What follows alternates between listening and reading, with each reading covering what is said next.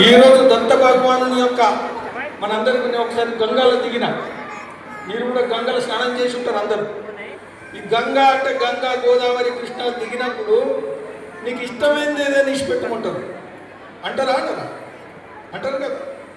నీకు పైకి రావడానికి మంచి కోరికను ఏదైనా ఇష్టపెట్టుకుంటారు. ఎందుకంటే ఇష్టపెట్టడం అనేది మంచిది. వాడు ఇదే ఇష్టపెట్టలేనివాడు ఇంకేది ఇష్టపెడతాడు. అందుకని ఈ విడిచిపెట్టాలా అనేది ఒకటి ఉంటుంది.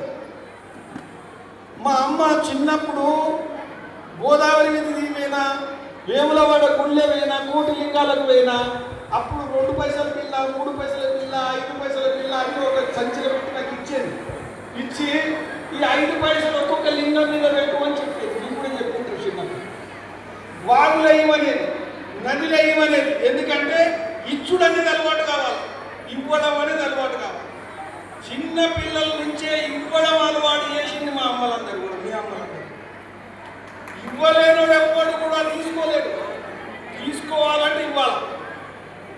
కాబట్టి ఈ యొక్క గురు జయంతి రోజు, దత్త భగవానుడు గురు జయంతి రోజు ఇక్కడికి నన్ను ఆహ్వానించినందుకు నేను గౌరవంగా భావిస్తున్నాను.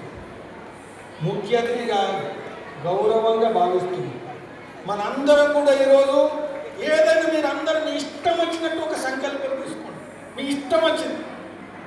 తల్లిదండ్రుల సేవ విషయంలో సంకల్పం తీసుకోండి, మంచి చదువుకోవడం కోసం సంకల్పం తీసుకోండి.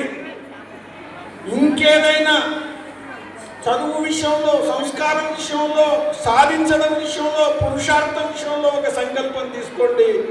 దత్త భగవానుడు అనుగ్రహిస్తాడు ఈరోజు. కాబట్టి ఈ సందర్భంగా ఎక్కువ మాట్లాడాల్సిన అవసరం లేదు. ఎందుకంటే ఇక్కడ చూపించిన అన్ని కూడా మాట్లాడినట్టే.